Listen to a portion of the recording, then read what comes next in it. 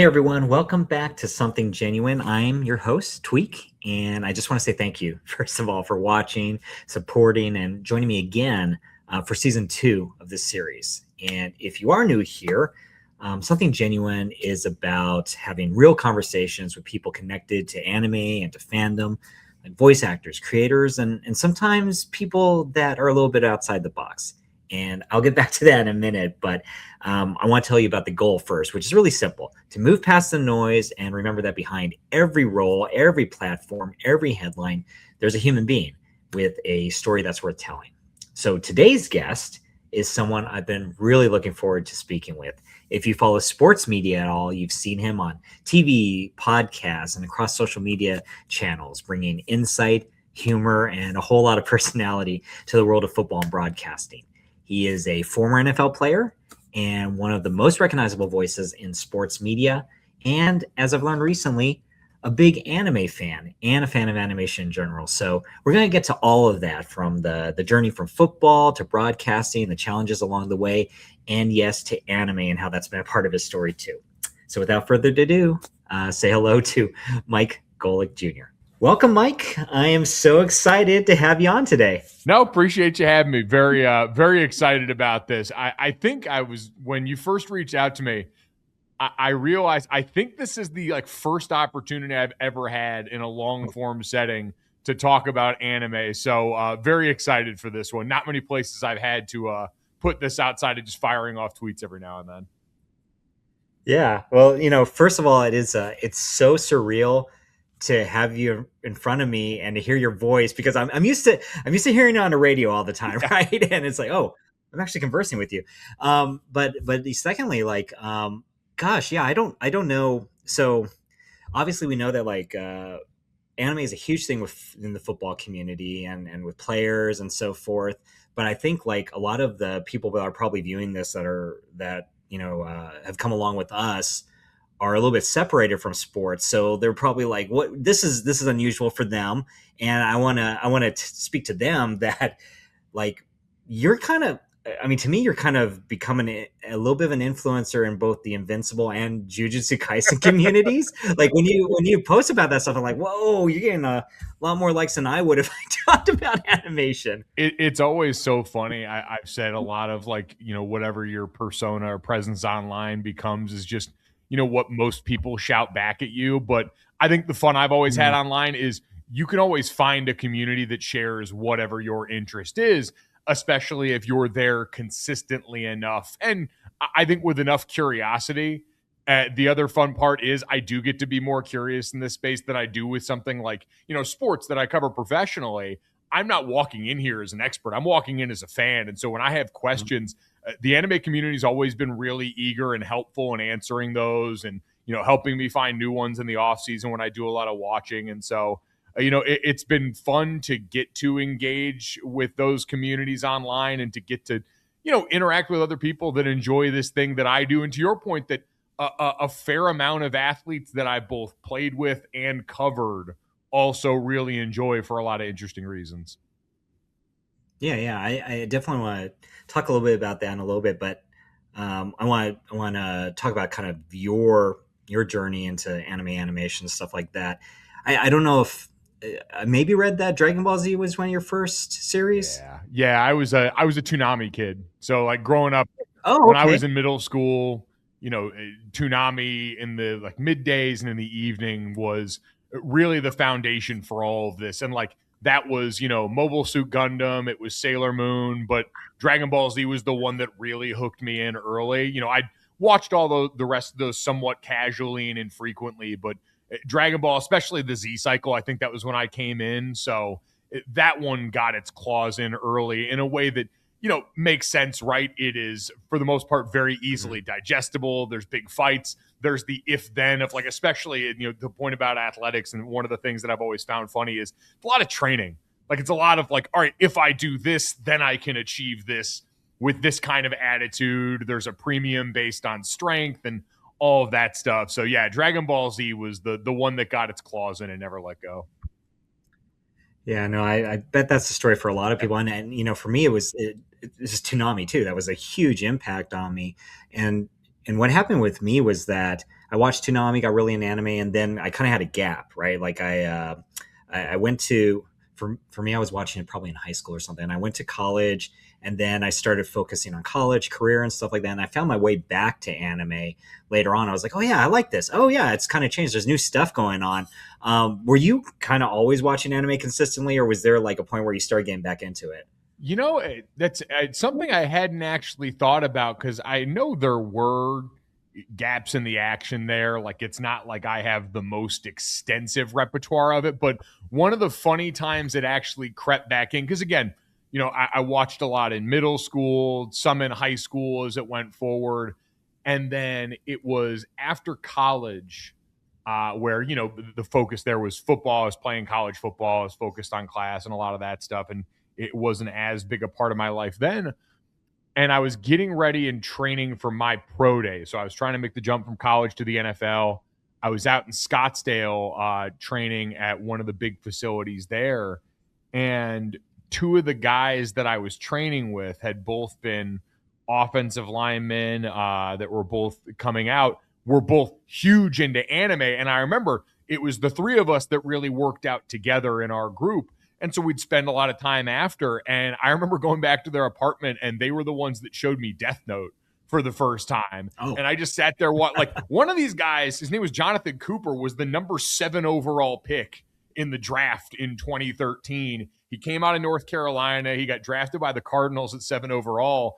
And like, I just sat there with these two guys watching Death Note after we got done training to do the 40-yard dash in the morning. And so I think from then on, it kind of came back and was a little bit more consistently a part there. And then I think really the thing that kicked it into overdrive was when Dragon Ball Super came back, and you had that whole arc. And then, all of a sudden it became this steady part of my off-season routine, where during football season, I don't have a lot of room to do anything else, or at least I don't give myself a lot of room to do anything else, specifically not, go into some of these dense anime catalogs. But once I get to the off season, then I was always like, all right, let me go do the lazy search on Twitter, see what people have for me. So there was definitely a gap in there. And that's the one that stands out the most, was watching Death Note with a couple of future NFL draft picks. Yeah, I mean, people are still talking about Death Note. Even like younger generations are rediscovering it now. It has such an amazing like atmosphere and tone. And then you brought up Attack on Titan somewhere online, and I was like, it's kind of got that moral kind of part where you're like wondering what's right, what's not, what are these characters I'm rooting for or rooting against. Like there's a lot of depth there. No, definitely. It's one that I've thought about going back to rewatch since then, because we were watching a little bit more casually, and to your point, it does have a lot of that stuff that still resonates. So I put that one. I've got a little more time right now before I start to dial it in for the season, and a Death Note rewatch sounds like it could be in the cards. And I figured that probably some of the story with you and getting into anime had to do with teammates or people we were working out with. I was hoping you'd say, yeah, that Notre Dame team that was playing in a national championship game, we were really in anime. It was firing us up, but no, I guess you guys really into Glee in that locker room. That was probably I was a huge Glee fan. I'll maintain till my grave season 1 is one of the better seasons of television that I've ever watched. And so I had a few guys in the locker room that rallied around the cause with me. So that and, training camp episodes of Maury Povich were probably the fuel, but we can say anime for the sake of this podcast. No one will remember otherwise. Yeah, well, we'll say that. We'll just clip that in. No, I love that. No, I had Glee like covers playing in my car, so I get it. All right, so I do want to talk about. We'll get back to animation, but I want to shift gears a little bit and talk about kind of your career path, because to me, part of what's interesting about you is that you're really good at what you do. You're a terrific analyst. You're a terrific broadcaster. You played a high level of football in college. You were working towards NFL career as well. You've done a whole lot of things that feel like, oh my gosh, like you've hit these big milestones. But I think when I'm reading your Wikipedia article or something like that, I'm also like, well, there's some setbacks here too, or things that people would see as setbacks. With this podcast, trying to kind of offer an example to people or talk to them a little bit about, our own setbacks sometimes, our own challenges. And, I kind of wonder for you, if there was like a particular season or particular part of your life where you really felt that kind of setback or challenge, and wondered how you kind of made it through that. Yeah, I think there's a couple that pop up. I mean, a lot of them, especially, are in that transition of high school to college, going to high level athletics, and realizing, man, you're really back at the bottom of the totem pole in a lot of ways. I grew up playing high school football in Central Connecticut. I was a big fish in a small pond at that time, and all of a sudden, you get to a place like Notre Dame, and it's not to say I even walked in there with an air that I was better than anybody, but even walking in humbly, you get humbled yourself again pretty quick, seeing the sheer scope of it all, both in terms of the guys that are there and the place and the things that you get to do because of it. And so I think my first few years as someone that had to really fight for playing time until late in my career, there's something humbling about that, of taking this thing that has been your life's work so far, albeit, only for the first 18, 19 years, but something you've put a lot of your time and self-worth tied up into, and wondering, am I really as good at this as I wanted to be? Is all this work going towards something? And so there were certainly parts in that, but then you make that jump again to the pro level. And I think for me, the season that was most interesting to navigate was when I started to realize the transition was going to happen. I knew my pro dreams were a long shot. I was an undrafted free agent in the 2013 NFL draft. I went to training camp at the Steelers. I got cut at the end of camp there. I spent the next year working out, trying to get ready and get back into a camp. And I got signed by the New Orleans Saints that offseason. And then about, I'd say, first or second week of June, I got cut. And that was where things started to kind of, go off in the adventure. I went to Canadian football training camp with the Montreal Alouettes. I then started playing in a small fall league called the FXFL, not the XFL, but the FXFL, the Fall Experimental Football League, where I spent like 2.5 months living in a Staten Island Holiday Inn Express, playing for a team called the Brooklyn Bolts in front of like nothing and nobody. Like, we played a game against the Boston team who played in Harvard Stadium, and I think there were 5 fans there, including my mom, and one was so drunk and unruly, they actually had to throw him out. So they took 20% of our fans out of the stadium in one fell swoop. And all of that and the experience of it, kind of took you back and made you realize, hey, either you want this or you don't, because none of the glamour, the prestige that was associated with, playing at a place like Notre Dame, getting to go and be in these NFL buildings existed when, again, you're walking across the street to the 24-hour fitness where you have a membership so you can work out, and your only activity is to go to the bowling alley that's down the street in walking distance. And so all of those things where I started to realize, all right, we're probably getting towards the edge of this. And some guys, admirably push on through that and continue doing this. I always knew talking about sports was also something I wanted to do. I got to get some reps at that while I was in New York doing that. But, I went through another training camp that next year with the Saints again. I got to go all the way through training camp before I got cut again around the same time. And, it was just that transition of, all right, I had felt going into that last camp, I'm probably just here to take up space. We call them camp bodies. Like, you're there to, get the reps that they need to get and give a look to the guys that are going to end up being on the team. And my body felt a little bit chewed up at that point. And all of that is to say, like, I was starting to think about what life after would look like, but, thinking about it and then having to go to yet another instance of being back at the bottom of the totem pole, walking into a job where I had to start to try and talk about and potentially criticize players who had accomplished at a far greater level than I ever had. Like, all of those areas where at every turn in those stops, that self-doubt kind of creeps in of like, all right, are you who you think you are?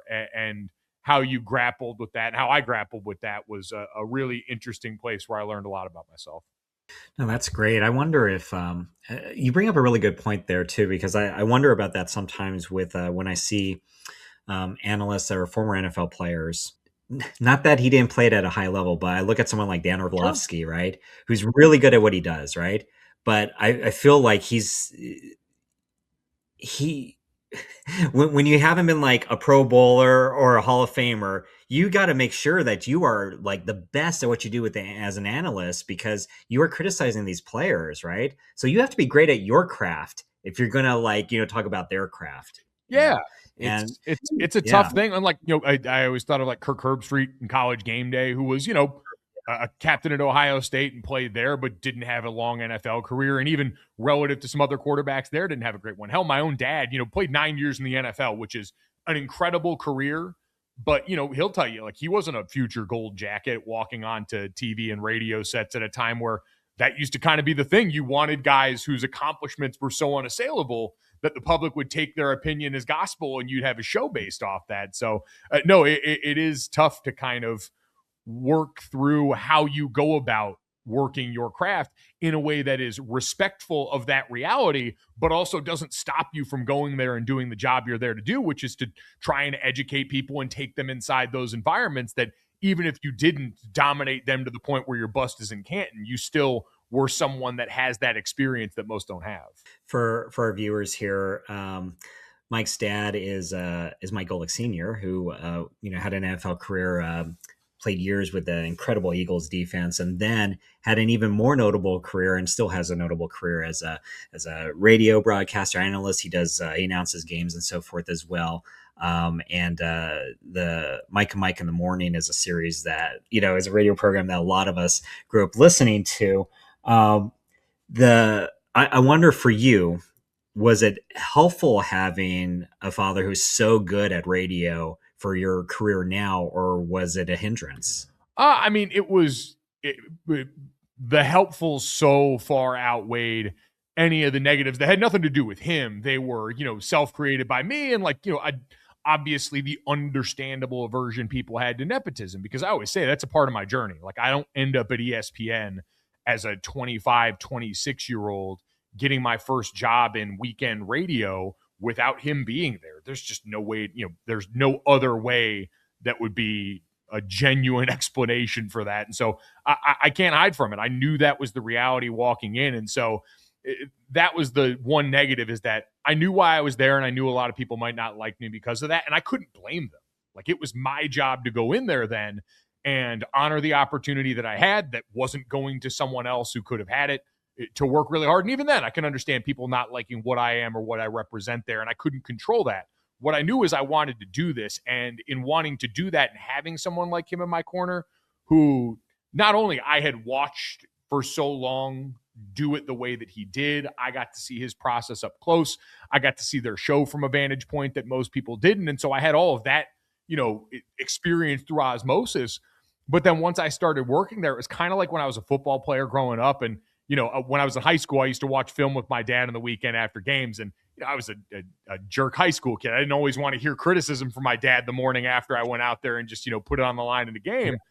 But as a young adult who now I think had a little bit more sense about me, and knowing I didn't know anything about anything, it was, all right, hey, he could listen to it and kind of give me some pointers. Or if we were working together, I always say, doing radio with your two-time radio Hall of Famer dad is like being on the court with LeBron James, where you hear LeBron say he would ask his teammates exactly where they wanted the ball in a shot. He'd put it there to put them in the best position to succeed. And when I would do work on air with my dad, before I really knew how to do things at a high level or even anything approaching that, he was putting the ball where I needed it so that I could go out there and succeed in the ways that he set me up and how he went about things. And so, just having that inside look, my dad was my hero since I was a little kid, and to get to do him with that is surreal. But to then get to learn from him as a coworker, get to, see his process in a way that helped inform so much of mine, that's my whole foundation for my life in being an on-air person comes from him. I love that analogy of being on the court with LeBron. I'm obviously an athlete myself, but I mean, I played basketball pickup games with a guy once who was a professional in Europe at one point. And I remember he would throw the ball to me, and I was making shots I would never make in my life. These incredible, under the hoop layups. And I was like, what, he was leading me. And then I was learning from that. This is what I need to do to be successful. He's going to put it where I need to be. Now, let me pick this up and learn from that and take that with me. So you're getting that kind of on the job training from someone who's obviously super close to you, but also really, really awesome at his job. And then he was also sometimes giving you criticism or analysis of how you were doing your job. Yeah. At times he would offer stuff up, and he was always kind of careful. I think he was always the one that didn't want to cross over that line too much. But again, the benefits of coming up in an environment that he had helped create was I had other people that had been close to him who were comfortable giving me feedback, people that were my bosses. But, a guy named no one on here will know, a guy named Justin Craig, who was the programming director at the time, had been one of the producers on Mike and Mike. There have been like 4 or 5 over the 17, 18 years of that show. I'd known Justin since I was like 11 years old. And so he had a vested interest in helping me improve. And so he was one that would offer that criticism up, would do the listening sessions with me, would give me notes. And so I think because I made it clear, but also people understood in dealing with my dad, there wasn't an ego there. My dad is the ultimate former athlete turned media where, I always say like the Pope speaks a million languages. I wonder what language someone like that dreams in. My dad dreams in athlete. He does not dream in broadcaster. When he lays his head on his pillow, he sees himself as the person still out there on the field. And so that means criticism is just a part of the life. And so he had always made clear, hey, you don't have to worry about hurting my feelings. I want to get better at this. And so I think in a lot of ways, just him, again, displaying that as the attitude you needed to walk through life with, I think just helped me a ton in being receptive to the people that were willing to offer me that criticism, both, himself and some of the other people that were in charge of my development while I was there. That's awesome. What was the first ESPN radio show that you had that you were a co-host of again? So the first show I ever worked on the weekends was the Fantasy Focus. It was me, Dave Rothenberg, Eric Carabell, and Stefania Bell. It was 6 to 10 a.m. Sunday mornings, getting ready for fantasy football. No, it's that one's the one like tucked more at the beginning, because the first show I was on day to day was called First and Last, and it was 4 to 6 a.m. Eastern. It was before Mike and Mike. It was the lead in there nationally. Me and Robin Lundberg, who had been working that time slot at ESPN in New York prior to that. But yeah, I always, it's funny because that first year, so the Fantasy Focus was 6 to 10 a.m. Sundays.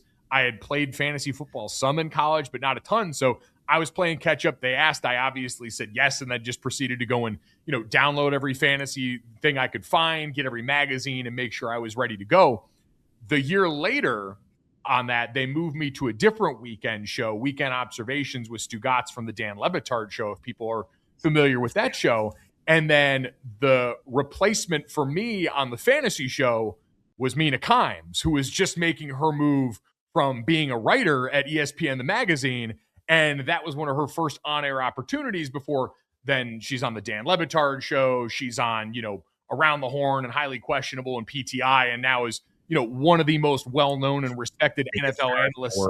And it was the first time I'd met her was through that show too. So it was just sort of funny how, this place in particular and that show that, I'm so fond of and so appreciative of those people for their patience with me during that time, wound up birthing one of the biggest stars of the industry the very next year. So I kept the seat warm for me, and then I got to You should take full responsibility for her career, right? It was you moving on that allowed Mina Kimes to blow up. So, and then you did afternoon radio shows on ESPN Radio. And what was the first one of those? Because I'm trying to remember. Yeah, the first one. So yeah, to your point, like I did the morning show, then I did the actual morning show with my dad and Trey Wingo after Mike and Mike, and then in fall of, I guess it would have been 2021.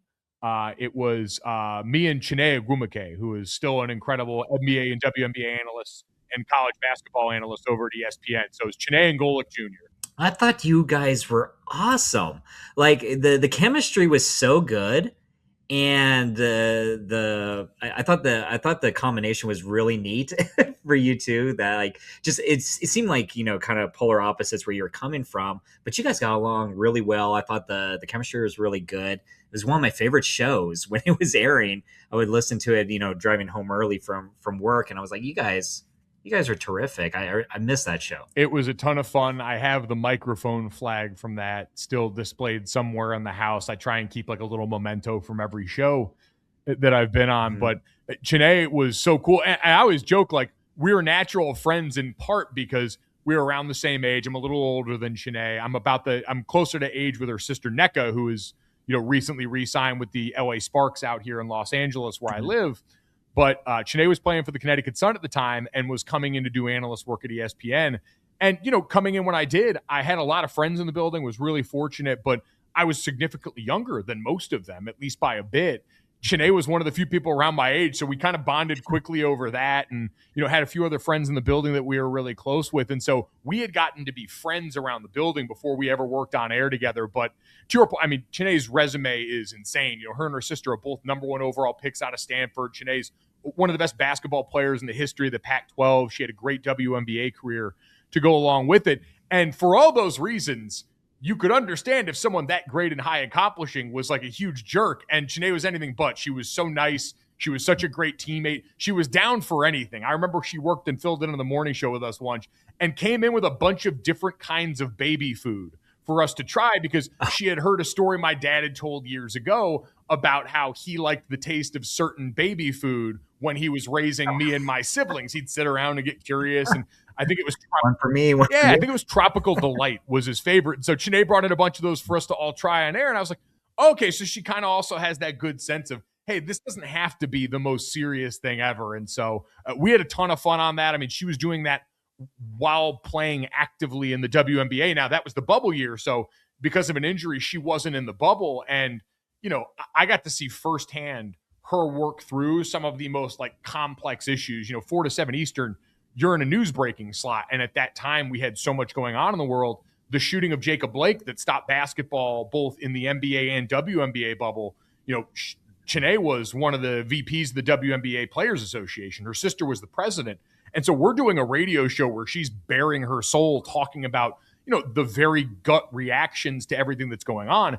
And then during the break, I'd hear her jump on the phone, coordinating with her sister, trying to figure out what the response for the players in the W is going to be inside the bubble that she's not in. It was just, I already loved Chiney, but came away just so impressed with everything that she was able to do at once. And so, it's been no surprise to watch the way her star has continued to rise because she can just combine so many great elements together. It's kind of the combination that her and Mina both had, talking about her before, like these people were going to be successful no matter what because they had the right attitude and work ethic and were so giving of their own personalities to it in a way that, I also took a lot away from being around them, seeing how they work, seeing the way they approach things in a way that's been super helpful.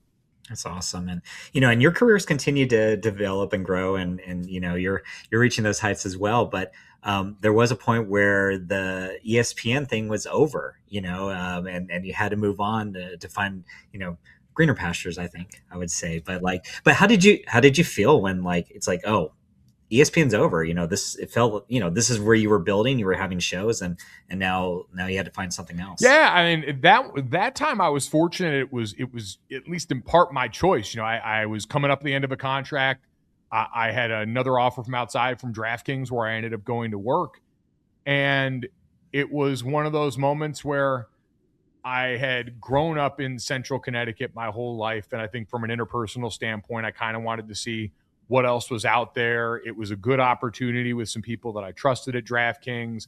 I have nothing but glowing things to say about my time at ESPN. Like you said, in addition to being such an inextricable part of my family's life for so long, it was a place that gave me so many opportunities in so many different platforms to grow and make mistakes and get better and meet people that would be friends, that would be bosses at other companies later on, and all of these different things.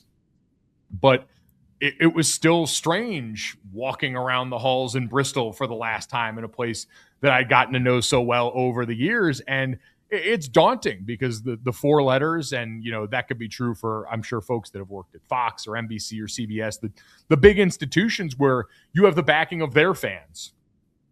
And you do some wondering about how many people are here for me and how many people are just here because of the big red 4 letters. And there's a certain amount of security and comfort that comes with that. And there is something nerve-wracking about having to go out and find yourself. But again, as someone who had been so blessed early in their career to receive an opportunity that was further ahead of where I deserved, as I had worked and grown into that, it was almost like getting a chance to go back and kind of learn how to build something on my own in a way a lot of my peers had to do prior to their time at ESPN. And so, I'm thankful for both experiences. Someone referred to ESPN as like getting your master's in sports entertainment, which I firmly believe it is in a lot of ways. But it was daunting, but it gave me the opportunity to learn more about myself interpersonally, to grow in the ways I want to. I moved out to California. I met my fiance out here. There are just so many things that. Thank you Congratulations. very much. Yeah, that's a recent development, which has been great. Cool. But it wouldn't have happened if I hadn't left, or at least not with this person that now I couldn't see my life without. And so, even in those sleepless nights where you wonder if you made the right decision, that part for me personally makes it impossible to regret anything that's happened. And, I'm always a believer that, it's, life is, what is it, like 10% what happens to you, 90% how you respond. And whether that's just misguided athlete brain, obviously I recognize there are a lot of circumstances outside of our control that affect people in ways that they can't. But again, sometimes when I'm having trouble sleeping, I default to the stupid athlete brain that allows you to go push through those moments and say, all right, hey, we made a decision. Now let's go out here and work to make it the right one as best we can. No, I love that. The idea that the process is so important, right? And that's almost the goal, is the process, Yes. right? And what comes out of it is terrific. And it's if you're investing in this, things are going to come because you're improving yourself and growing and so forth. But sometimes it's scary. I love that. We've all got those moments in our lives. It may not be ESPN, but there's other things going on. It may even be like getting into a relationship or just taking another job. When you're telling your story, I'm also thinking of Dan Patrick, who, did the same thing 20 years ago. Right. And, he's going to be retiring soon. Maybe there's a slot over there for morning radio for, like I say, Mike Golic. I have a feeling a lot of people are trying to angle for that one. Good luck replacing one of the all-time greats. Again, it was fun to grow up, because growing up with Dad meant people like Dan Patrick knew who I was when they had no right to. And so, you still feel that like, oh my God, this person knows my name, even if you know why. And, for the majority of the time they're saying, hey, tell your dad I said hello, or I miss seeing your dad. It's still cool to get to have some of those interactions with people like that. So someone will have fun following the guy. I don't know if it'll be me. Now onto kind of we're talking about kind of fun stuff right now, and I want to get back to animation. So let's talk about what I brought you on for, which, you've been watching these anime series, you've been tweeting about them. But the first thing is, what do you think about? Okay, so tell me if I'm wrong. First of all, I get the sense that professional athletes, at least in football and in basketball, it's just anime is just so common. Like it's one of the major things that they're watching and enjoying. Anime, wrestling, there's a few other things that they're really into. And if that's so, what do you think about it is really appealing to athletes? Yeah, I think for the first part, like, being an athlete means you're kind of a kid preserved in amber.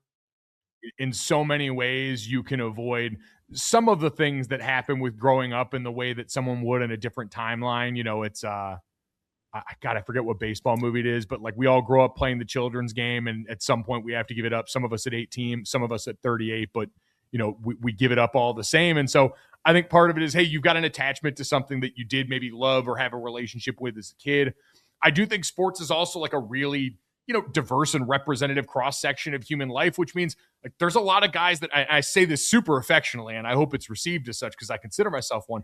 A lot of nerds in locker rooms. Like, nerd culture is pretty prevalent, especially a football locker room is so large. I mean, in college, you're talking about 100 plus people. In the NFL, it's 53 plus, I think, 14 practice squad now. And so you get a lot of different types and a lot of different interests in that. And so I think there's certainly just elements of that. Like, you're representative of society by having groups of this size and numbers, even in this atmosphere. And so you're always going to find people that had this, but it goes back to some of what we talked about before. I do think some of the shows that have like a training element of, as a portion to it, a lot of them are very physical. There are big fights. There's good versus evil. There's, sometimes, the universe is at stake. It's all these things that, you believe about competition for yourself when you put yourself into whatever arena you've chosen for your job. And so I think all those things, and I think part of it is also like, it's another world to escape. And where, like I said before, you're not an expert. Like, you get to take that hat off of watching it. Some athletes have a tough time watching the sport, especially that they play, when they're not playing it, because they watch it analytically. They watch it like they're trying to get better or they're trying to learn something. And I think in a lot of these cases for guys, maybe it is also a chance to completely transport yourself to a different world that bears, very little resemblance to the reality you inhabit. And they're so deep, and some of these catalogs are so large and vast that you can really get lost in that. But I think there's a bunch of different reasons, but I always thought at its core, like the idea of like training and getting better and discipline, physical mastery. Like I always joke, like Demon Slayer at its core is kind of about breath work. Like I think about them a lot when I'm going through training and just worrying about like, now I can't, stop a capillary here and all of a sudden cauterize the wound internally yet. But I always do think about that. And so I do think there is some element of like, part of an athlete's life is also discipline and the attempt of mastery. And I think in a lot of these situations, especially where martial arts is involved in a lot of these, that's something that can always resonate. That's terrific. You brought up Demon Slayer. We've talked about Jujutsu Kaisen, Dragon Ball Z. If you had a Mike Golic Jr.'s Mount Rushmore of anime, what are the 4 anime that you put on there? So this is a tough one. I'm going to acknowledge like there are some of the all-time greats like Cowboy Bebop. I haven't watched all the way through and some stuff like that. So I'm going to miss some of the best. This is strictly personally for me. We already mentioned Dragon Ball Z is going to be up there. The other one, and one of my early intros to anime, and I think for a lot of people, my age in the US who are coming up when it hit, like Pokemon for me, like that was one of the first animes that I went to see the movies in theaters. I remember the hype and the mania around that. And, the fact that it's still going is insane. So I'd throw those 2 up for pure nostalgia. For me, those were, the faces that launched the rest of this. As far as the best I've ever seen is Attack on Titan. Like from where it started and my interest, which was a lot of times just built off like clips I had seen on YouTube, clips of the gameplay. I'm like, oh, cool. Big giant monsters, guys with swords flying around. This will be awesome. And then you get into all of like the political elements, the massive plot twists, the grappling with morality in all of these characters where, stories that I love the most are where there's like no really like good or bad character. There are just deeply flawed people trying to make their way through. And Attack on Titan just contained so much. It had so many like incredible, like memorable characters in addition to big, incredible action transformations, like the nuts and bolts stuff that gets me hooked in as someone that enjoys sci-fi. And then I'll throw in one that I know is very well respected and one I watched, I think for the first time this past year, was Full Metal Alchemist Brotherhood.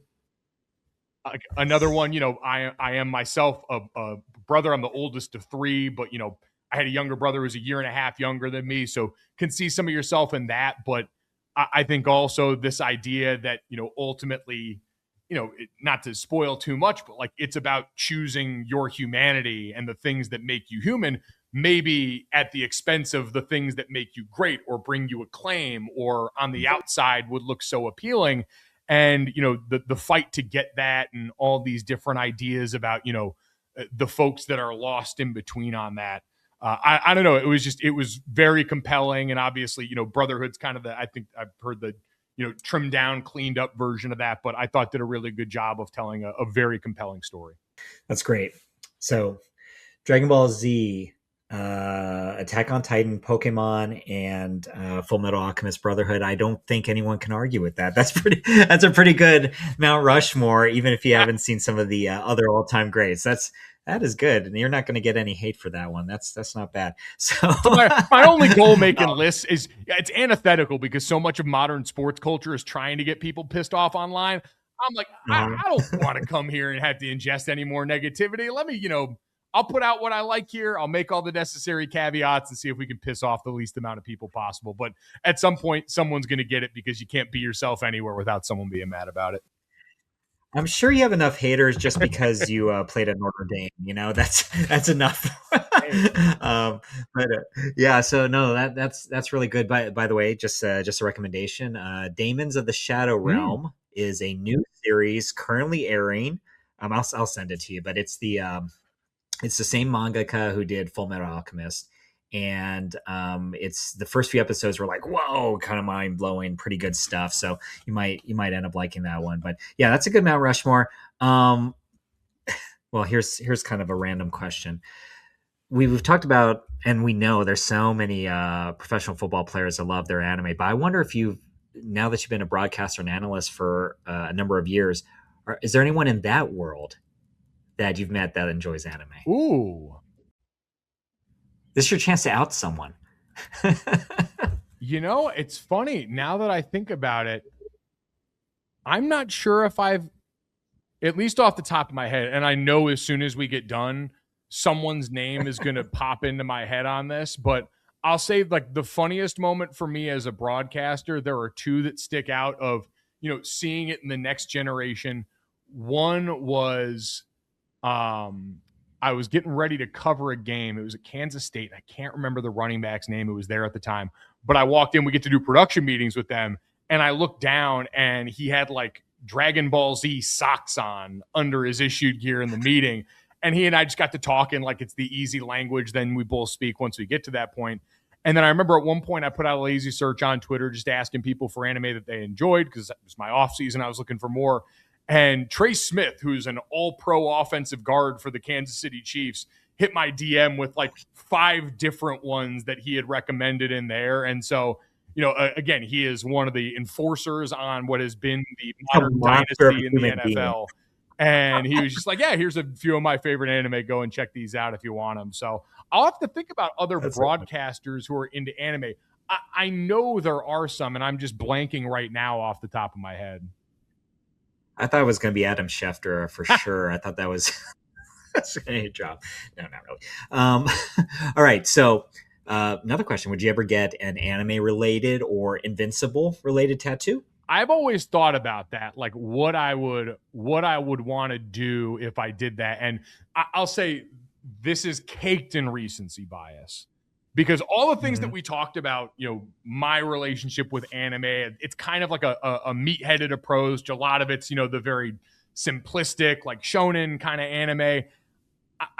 Frieren Beyond Journey's End was such a wonderful departure from the norm for me in a show that's about like, again, for anyone who might be unfamiliar, which I'm sure people listening to this are probably very familiar with it, but like this idea that everything takes place after the big event has happened.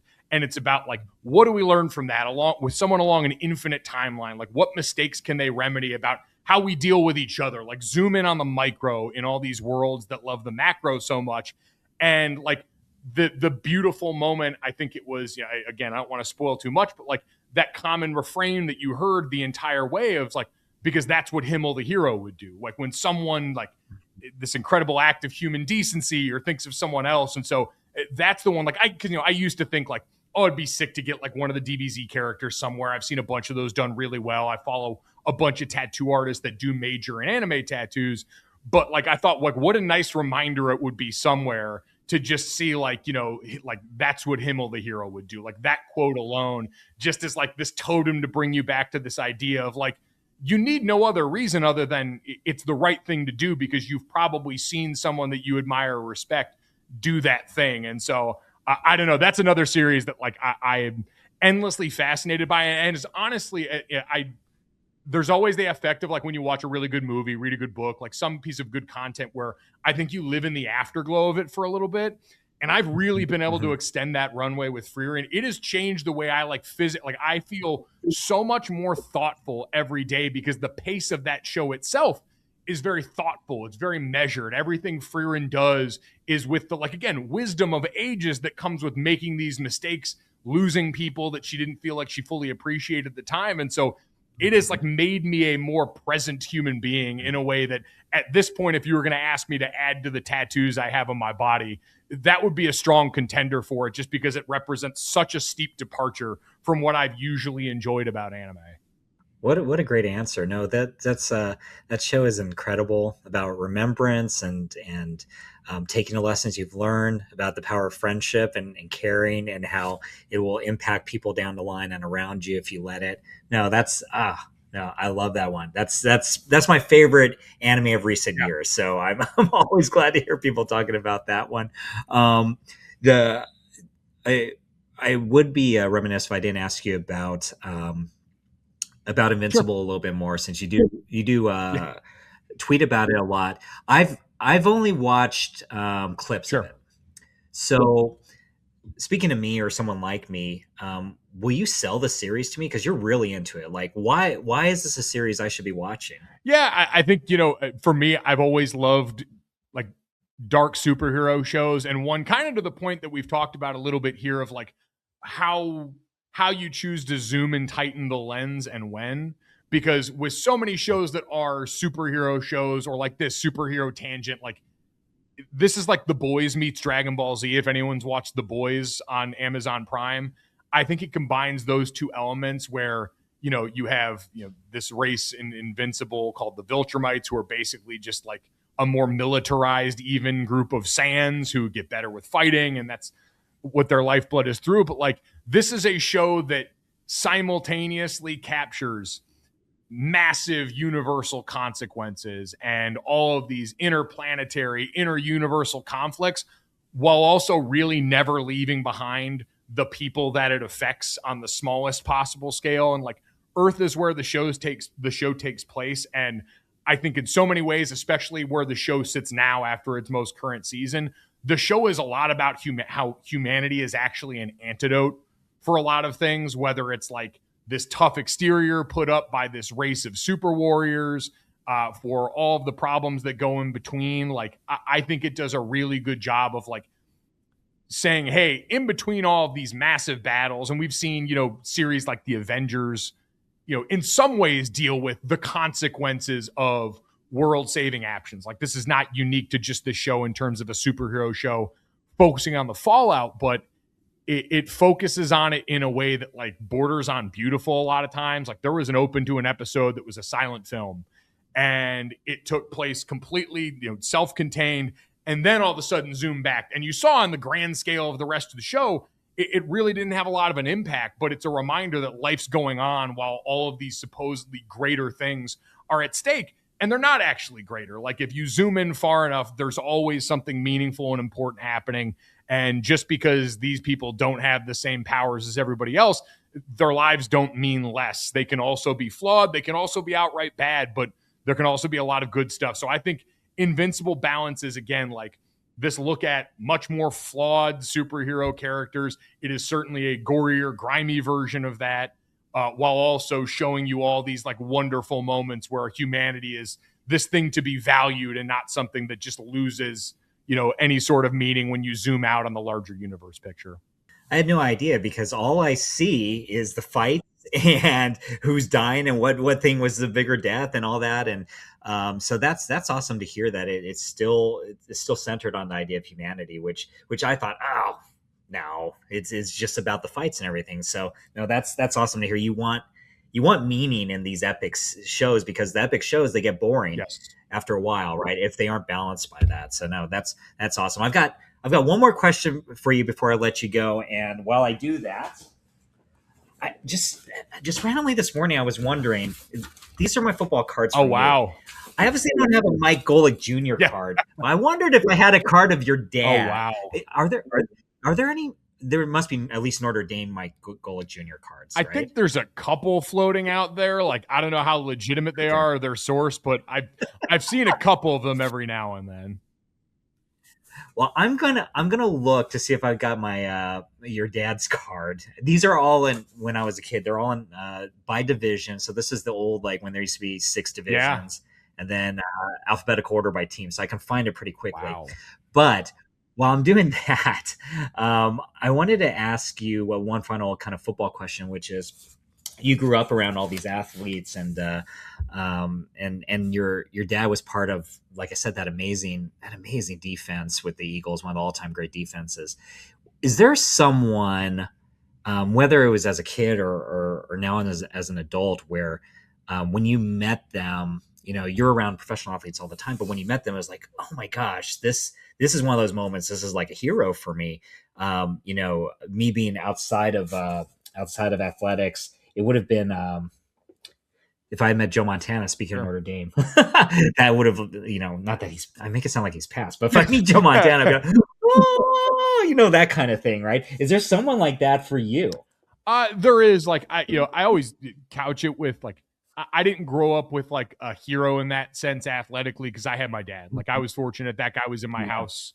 Him and my mom both. I was Exactly. That's amazing. Very, very fortunate in that regard. But there are two answers to this question for me, and their names I hardly imagine anyone else will really know because they're both offensive linemen that I looked up to at different points.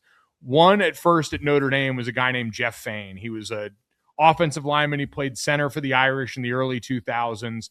And I just remember seeing him, and like I wore number 52 in high school because of him.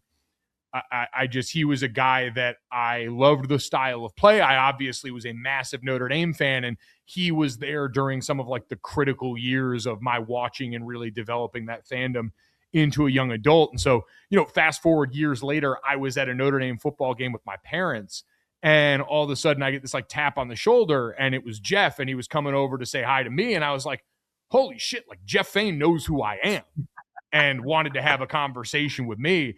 And it was one of those That's where awesome. He walked away, and I looked at my mom, and this is in my 30s. And I'm like, that was surreal. Like, if you'd have told me that was going to happen as a kid, I never would have believed you. So this notion that we got to a point where like, oh God, like he and I are peers. We're going to have a conversation about this shared experience that we both had, albeit to very different levels of success, as Jeff went on to be a great NFL player in addition to being an insanely good college player. And then the other one, similar circumstance, is a guy named Nick Hardwick, who played center for the Los Angeles Chargers. He was Phillip Rivers center, and he was one of the guys that originally like was the reason I wanted to get tattoos. Like I have a full sleeve on my right arm because I remember Nick had these big, loud, colorful sleeves. They looked awesome leaking out of his jersey, and he just seemed like such a badass. And, he was another one years later I got to meet at Radio Row, and the Super Bowl was at Miami, and was walking by where he was at the time working in media. He's now been coaching back with the Chargers. But I walked by his desk, and he's like, I went on their show, and after he's like, I've really enjoyed listening to your stuff. Like I hear you on all the time. And I'm almost like, Nick Hardwick has listened to things that I've said and doesn't think I'm a complete bleep hole, like doesn't think I'm a total moron. This guy that, again, is in my mind, one of the better players at that position in my lifetime, just acknowledging that I exist and getting to reach out, have a conversation. I have Joe Thomas's cell phone number and have texted with Joe Thomas, one of the like Mount Rushmore left tackles or tackles at all in the history of pro football. Yeah. And so those are just like a few of the examples of guys where every once in a while I have to stop and remind myself that this is all an insane gift. And if you'd have told the, pudgy version of me as a Notre Dame fan at like 13, covered in bug bites and just hoping that one day this stuff would happen, that all of a sudden I would get to have conversations with guys I looked up to and some all-time greats about a variety of different things over the years has been a really cool development in all this, and like a reminder that, I'm still that same little kid at heart, and all of this feels sort of surreal to me at times. I love it. That's pretty inspiring. I wasn't expecting that. That's pretty good. Good stuff. I love it. It's crazy. Let me see now if I've got. Let's see what we got here. All these old Eagles cards. Jerome Brown. We got here Keith Byers. Hopefully, you got an Eric Allen in there. Randall Cunningham, of course. Go through here. I don't know all these. Keith Jackson. Wow. We're getting EFG. Oh, I passed it. All right. Roy Green. I don't have a Mike Golic. Wow. How terrible. How terrible. Well, I do have like a signed on like eBay for probably less than $1 at this point. Yeah, I'll grab one. No, I have a full like 1990 Topps like box, so I probably do have one in there, and that's where I got to keep it safe. It's going to be worth something one day. He's going to be. He could be that Hall of Fame category for contributors one day for his broadcasting work. So, which I could tell you would make it not mad, but he'd be so like. So my dad, as I mentioned, is in 2 Sports Talk Radio Hall of Fames. And is also, to your point, my dad, I don't know if a lot of people know this, my dad was also a collegiate wrestler at Notre Dame and loves wrestling himself. Like I always say, I think if you put truth serum in him, he might have liked wrestling more than he liked football. Him and my Uncle Bob were both, wrestlers there. My Uncle Bob was a 2-sport All-American, but my dad talked about wrestling so much, so publicly always supported them, that he was put into the Wrestling Hall of Fame, which is at Oklahoma State, right next to their football stadium, as a distinguished American. And he always bristles at it because, like, the rest of these guys are in there because of what they did on the mat. He's like, I'm in there because I talked about it, which, we try to explain to him has value. Like, it's obviously, a different caveat in there. And so I think if he made the Pro Football Hall of Fame as a contributor, obviously he'd be thrilled and honored, but I also think secretly part of him would seethe because, again, my dad dreams an athlete. That's who he is. It's one of the things I admire the most about him is he has such a clear sense of self there. But, we'll wait and see. If that does happen, then all of a sudden you and that card are going to be coming up off some money, which, trading cards, they're back. Who knew? It's amazing to see. They are. Well, the Golic family, you guys are amazing. And just thank you again for joining me today. It was a lot of fun talking football and anime. So very cool. Everyone else out there, make sure to follow Mike. He is Mike Golic Jr. on Twitter. So Mike Golic Jr. on Twitter, on YouTube, M Golic Jr. M Golic Jr. The Echoes podcast, we didn't even get to talk about that. The Notre Dame show that you do, that's on Twitter and YouTube as well. Was that all of it? Is there anything I'm missing? If you're bored and flipping around TV this fall and looking for some football, I am calling college football games for TNT. We cover the Big 12. So if you're a anime fan in the Big 12, maybe I can be the center of your Venn diagram for the fall. I'm a UT grad, so I'm no longer in the Big 12, but I still love the conference. So watch TNT, go follow him, and thank you again, Mike Golic Jr. for joining me today. Thanks for having me. Really appreciate it. All right, we'll see you all out there later. Take care, guys. Bye. I hope you all enjoyed that conversation with Mike. He was awesome, wasn't he? And I knew he would be. He's just he's terrific online. He's terrific on radio. And I hope I introduced you to someone maybe in the sports realm that you may not have been aware of. He mentioned that there are a lot of nerds in the locker room, which it just blows my mind from where we once were, where we had the jocks and nerds and they didn't get along. And now these nerd properties like anime are part of our lives, and it is everywhere. And people are seeing how special anime and animation is. So that's really cool. I also really appreciated him talking about challenges and Frieren. Oh man, he brought that up. I feel like I'm always the one bringing up Frieren in conversations, but how we move through things and we are encouraged, and how that series stuck with him and has influenced him. I didn't even get to talk about that Himmel the Hero incident with the otaku in Japan, but that's the kind of influence that a really good story has in our lives. Becomes part of our story. And I think you see a little bit of that in Mike. And I think probably that's true of you. I know it's true of me when a really well-written story, really well-animated story, when in the case of anime, can really influence us to be better at what we do, to grow as people. So hope you enjoyed that. Please subscribe to us. Please follow us. And there's so much more ahead this season. So continue to follow us. Continue to watch something genuine. And we'll see you next time. Take care, guys.